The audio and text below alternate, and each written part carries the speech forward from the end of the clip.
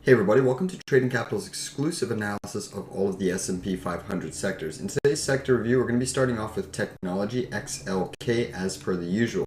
Now, as you can see on the weekly chart of XLK, the chart is still remaining bullish in the short term. However, there's a couple things we have to respect at the near-term price action. Overall, you can see you had your big move up, beautiful consolidation of this bull flag right along this key 50-week moving average, and then a big breakout, and now you're consolidating above the 100 weekly moving average. The bullish aspect is that you're consolidating inside of this big hammer reversal candle on XLK. So if you get a few more weeks of consolidation, it does prime you for another potential move up. Now the big thing we have to keep in mind is that you are under this resistance trend line, and even the bigger resistance is this COVID low. This is going to be the theme. We're going to be using this COVID low trend line. Basically, this is where the Fed saved the markets. They printed monetary amounts of money, lowered interest rates, and then they also did the fiscal amounts of spending and stimulus. And look at this trend. You just had a huge, massive reversion away from this mean trend line. Now you've bounced here, had an epic bounce, sliced through it again, retrace, rejection, retrace, rejection. Will we get rejected again? That is the big question for the technology sector. You are in an upsloping wedge pattern, so needless to say, upsloping wedge patterns do eventually favor a sharper move lower, a breakdown of this wedge, so to speak.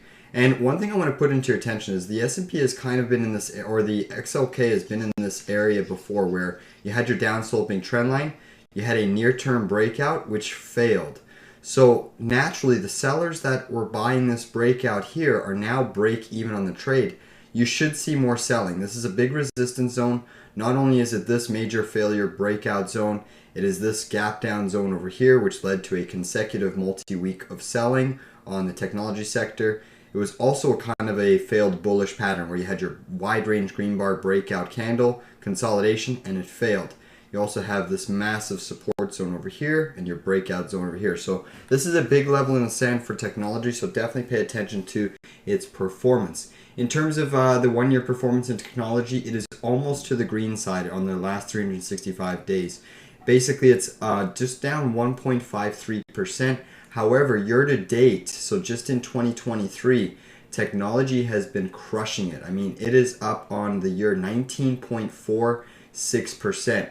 And obviously the most important technology piece is NVIDIA. NVIDIA has had the best percentage change in the XLK ETF. And we can just touch base on NVIDIA really quickly because I think it is important since it was the market leading stock. And you can see that it is starting to show maybe a potential near-term exhaustion move. This is so extended, and I would not be surprised if you challenge the low down here at 221. Naturally, that is going to be your breakout impulse green bar. So the bulls, even if you come all the way back down here, NVIDIA still remains bullish as long as it doesn't close at a weekly close below this wide range green bar candle. This would actually be an area of a retrace, depending on how the pattern gets into here, that you could potentially buy on the long side. All right, let's move on to XLV. Healthcare sector is extended. I mean, healthcare has been an outstanding performer in the markets. You can clearly see 5 consecutive weeks of massive upside.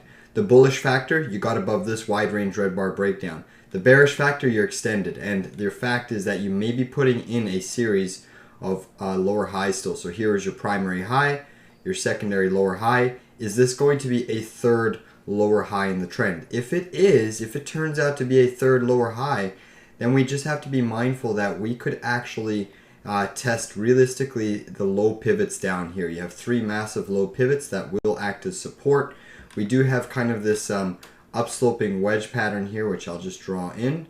It is getting very, very tight. Typically, upsloping wedge patterns at the high of the chart are notorious for breaking lower, but it doesn't mean we just can't chop inside of this range from the high to the low, back to the high, back to the low, until we get that definitive move and break either to the upside of the apex or to the downside out of the apex. Needless to say, on the weekly moving averages, you are above all of the weekly moving averages, so that is signifying an uptrend.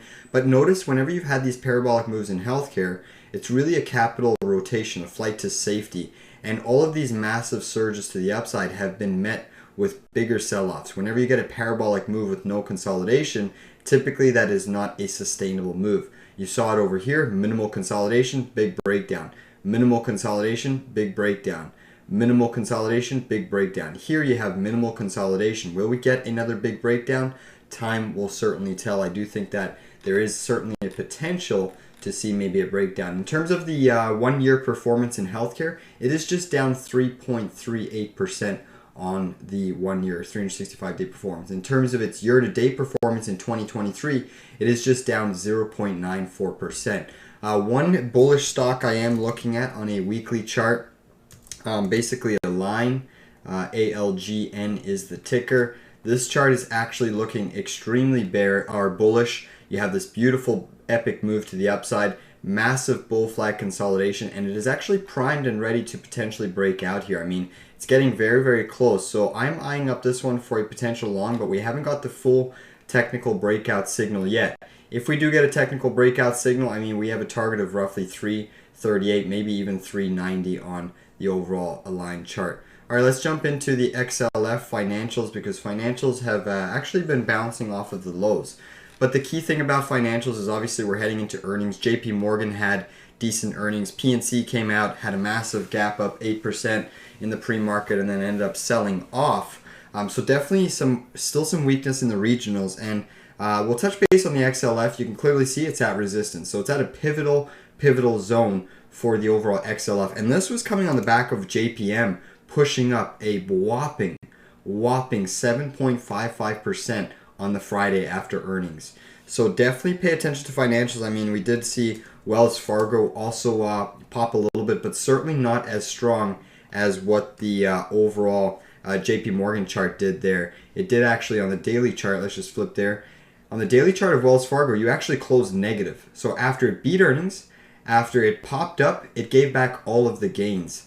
And then we also have Bank of America approaching, so that's going to be interesting to see. PNC was one that ended up tagging the lows, but it did have a big reversal off the lows. So that's a short-term positive for the regional banks. If we take a look at the KRE on the weekly basis, KRE did not do so too hot. Had a big pop with PNC in the early sessions, and then it sold off. And considering PNC, the largest super regional bank, had a massive rally and actually went positive, this is not good to see that PNC had a massive reversal on Friday. Look at that daily reversal on volume. That is not healthy price action for the regionals.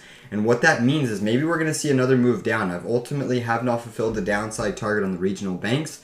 I still have around this 34, 33 level that I think we have to hit. And based off of this weekly bearish consolidation, it may not hit there yet. It may need some more time to consolidate, but definitely it is looking a little bit more likely that we may see that inevitable move even lower in the financials, specifically the KRE. So the big level for XLF, do we get a weekly close back above this pivot? Short-term positive is you did get a weekly close above this wide range reversal candle or on heavy volume. So that is a short-term positive. But you're not out of the woodworks yet on the financials. You're still underneath your COVID low trend line over here. And that is the big level to beat. And then obviously if you get above there, you're going to need some serious consolidation to get through this massive breakdown bar.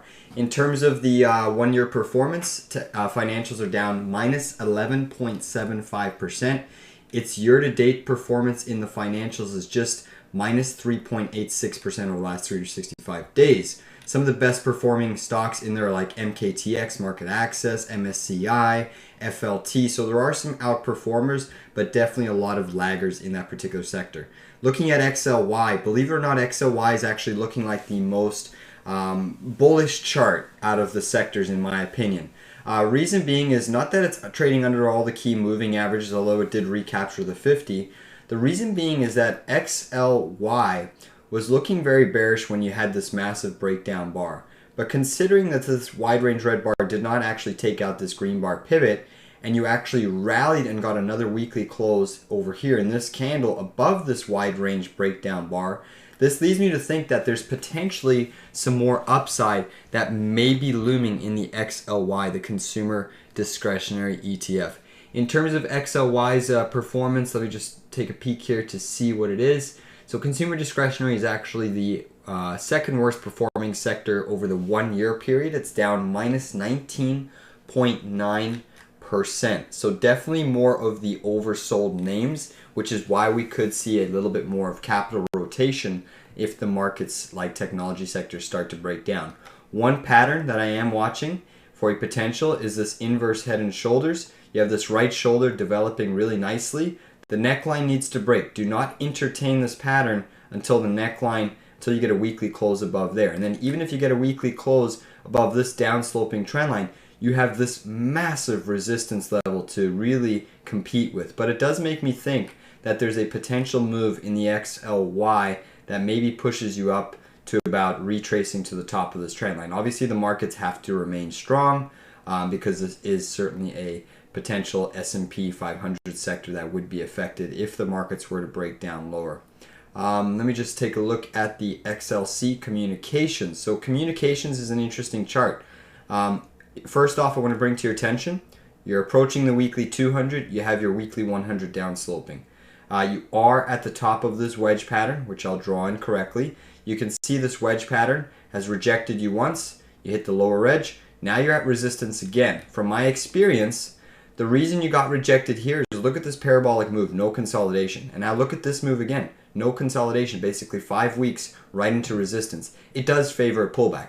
Now you could keep chopping in this wide range, in this upsloping wedge for quite a long time. I mean, I'm expecting a pull off back there, back down to support, maybe you get another retest, another chop, another retest, and then eventually these upsloping wedges do favor a break lower. But we have to really respect the resistance, which is what we're at right now, and we have to respect the support. We can't really make a definitive assumption as to whether or not this pattern is going to trend higher or trend lower until it breaks the key resistance or key support levels. Right now, it needs consolidation. 1, 2, 3, 4, 5 weeks up, you need some weekly consolidation, especially to move through this failed breakdown point as well as this major breakdown point on the chart as well. Notice that you are basically trying to recapture the pre-COVID high. That is a short-term positive. That's also going to be a big level for the communications. And being the fact that the communication sector has been a stellar outperformer, it is the best performing sector year to date. So in 2023, it's up 23.42%. In terms of the 1 year period though, communications is still down 13.5%. So clearly definitely a large drop from the high. But now you might be putting in potentially another inverse head and shoulders that we have to watch out for. You have your left shoulder, your head, your right shoulder. If we get a weekly close above this level, we can actually play some of the communications names for a long. The only skeptical thing about this particular sector is look how extended Meta is. Meta has had a massive move to the upside with no meaningful consolidation. You are approaching the weekly 200. So again, with Meta holding over a 20% weighting in the XLC, if Meta sees any sort of downside, it's going to weigh in on this pattern, and it may cause this pattern to fail just due to the overall nature of how heavy Meta is in the XLC ETF.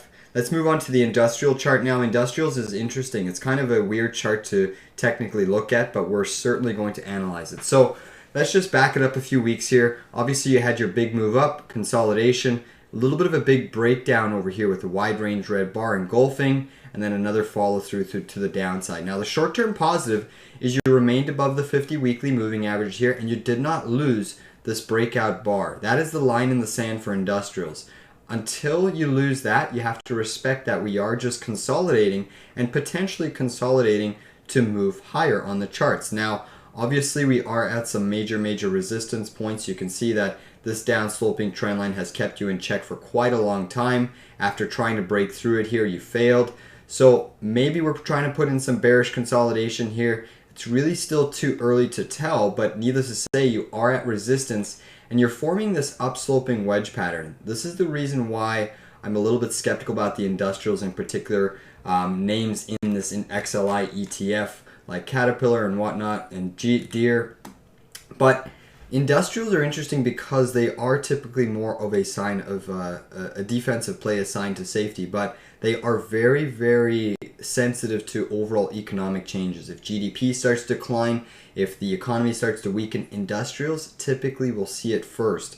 Specifically names like Caterpillar, which are actually looking bearish and triggered this topping formation, which still haven't hit the full downside target. You also have likes of Deere, which are showing a little bit of weakness now. You were putting in bullish consolidation, you lost this wide range green bar, and now you're looking a little bit more vulnerable. So industrials, with those leading names, the fact that you're at resistance, the fact that you're putting in this upsloping wedge pattern from the lows to this major pivot low, leads me to think that you're actually more favorable to break lower, specifically when you look at some of the important leaders in this particular ETF.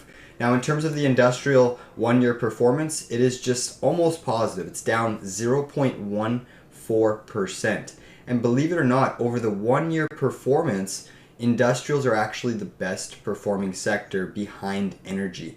And then if you look at the year-to-date performance on the XLI, year-to-date performance is actually just slightly green. It's up 1.65 for the 2023 calendar year. Let's move on to staples, XLP. So first thing I want you to notice, we have a series of lower highs, but you have a series of potential higher lows.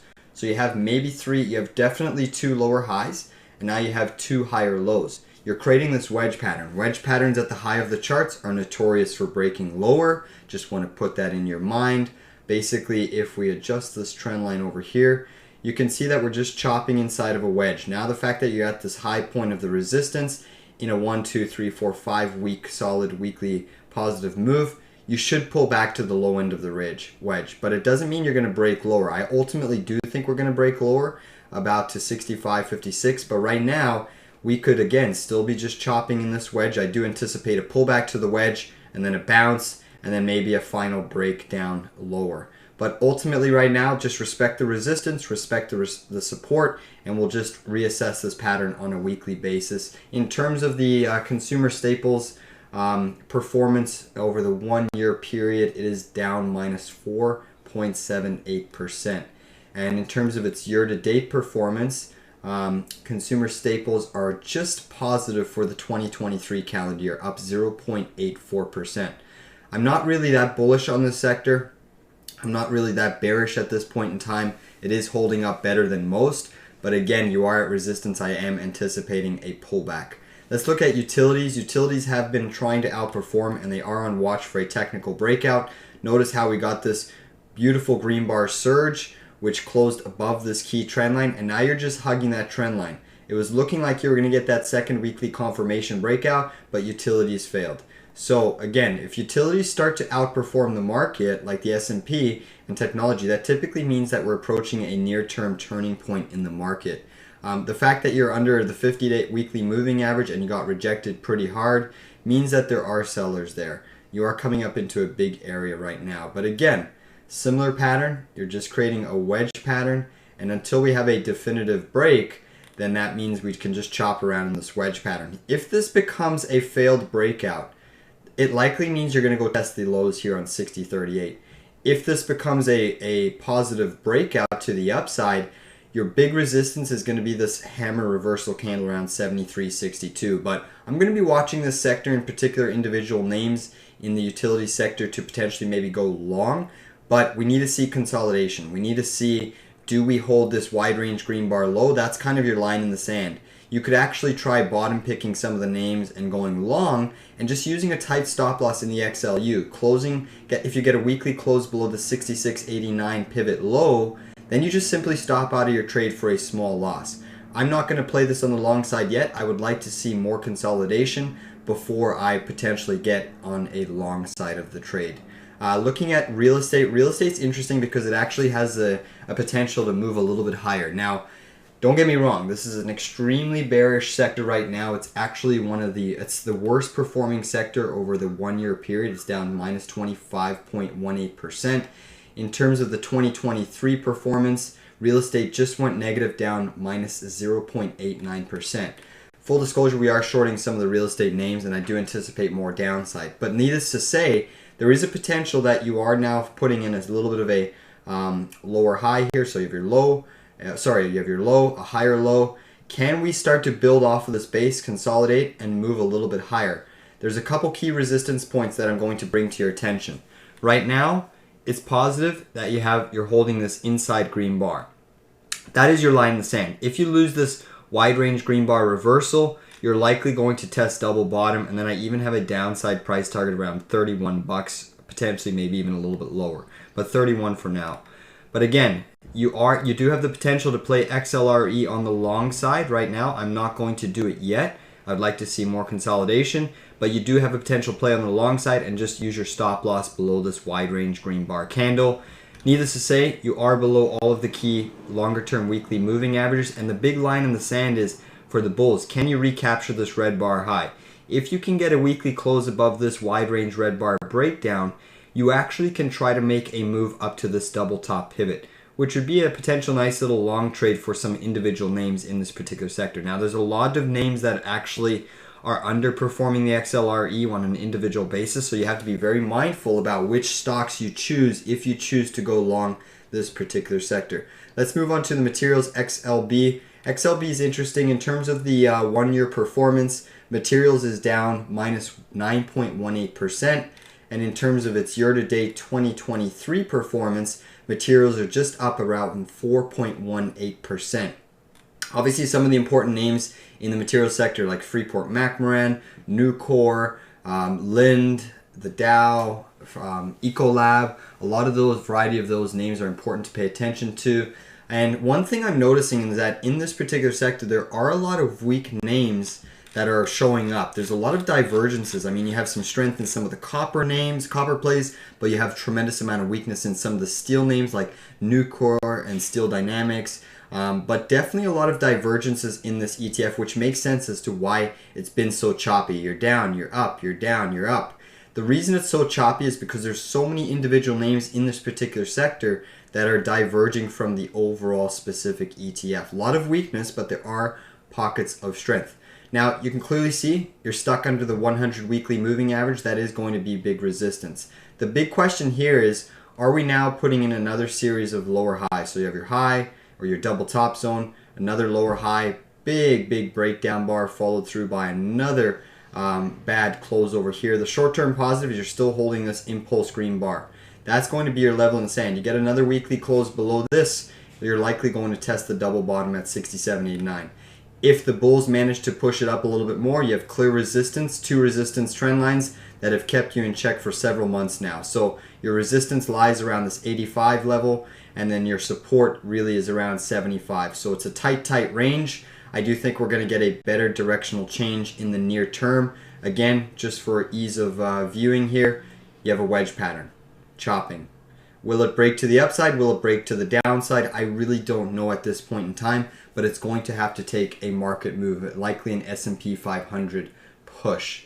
Again, XLB is very sensitive to the dollar. I would have preferred the materials to break out a lot long ago, especially since the dollar has been exceptionally weak over the last 6-week period. I would have expected that materials hold up better. So if the dollar catches a bounce, it's likely going to push this whole sector down because they are extremely sensitive to the dollar gaining support. And with, again, like I said, that dollar being exceptionally weak, I would have anticipated the sector to do a little bit better than it has done in recent weekly sessions. Let's look at energy. Energy is obviously an interesting one. We warned you a long time ago about the upsloping wedge pattern connecting multi-pivot highs. You did break out of that wedge pattern. You've now done a perfect retrace. Maybe you want to retrace to this upsloping trend line over here connecting your main trend. You're just simply doing a retrace to your trend, and if XLE gets rejected here, it likely means that oil is going to soften up and weaken, which likely means that maybe the dollar is going to catch a little bit of a bounce in the near term. But being the fact that you're at resistance now, you have to respect that. It's going to need consolidation. I would love to see this little bit of a gap filled around the piers of $83. And I would love to see a little bit of a consolidation bullish pattern to potentially go with some energy names. I'm actually not that bullish on the energy stocks right now, despite a lot of the market being bullish. I still see a lot of economic destruction and demand destruction on the near-term horizon. I mean, we've had GDP in the last couple weeks revised down a couple times, and then obviously with the PMIs contracting, the ISMs on the brink of contracting, I think that the economy is still not out of the woods here, despite what a lot of investors and mainstream narratives are portraying to the general public. But needless to say, energy is still holding up relatively well. It is the best performing sector. 1 year performance, it is up 10.77%. In terms of its year-to-date performance in 2023, it is just slightly negative, down minus 0.27%. The best performing stock in the XLE has actually been MPC, Marathon Petroleum Corporation. If we pull up the MPC chart, what I'm going to bring to your attention is you're trading above all of the key moving averages. And I just want to see something here from my own perspective. If we draw a trend line here connecting the major lows, so your COVID low, your major bounce, major bounce, major bounce, major bounce, notice how we basically are trading right around that resistance point again. You got a weekly close below, now you got a weekly close right on that. So we're at a pivotal area here. This is a leading stock in the XLE. It holds a decent amount of weight, and it should make a, if we get another weekly close, it does mean that the XLE likely is going to continue to move higher. But if we don't get another weekly, if we get a weekly close below this trend line, it leaves you vulnerable to testing this low range pivot around 107 on the chart, or maybe even the 50 weekly moving average. Obviously, the most important stock in the energy XLE ETF is XOM. XOM I'm bearish on. We are shorting, full disclosure, with swing trade shorts on XOM. Obviously, they're in talks of buying out potentially PXD, so they have had their stock diluted, although they did have a pretty solid week closing pretty much near the highs. Notice on XOM, you're basically retracing back to the breakdown zone. This is where you had support, you broke down, you got your weekly confirmed break of this trend line, hit the support of the weekly 50 moving average, you got a little bit of a bounce. If you fail to take out the highs, you're going to go test the lows again. So this is the big level in the sand. Is XOM going to finally make a series of lower highs in the trend? As you can see here, it's been nothing but higher highs, higher high, higher high, higher high.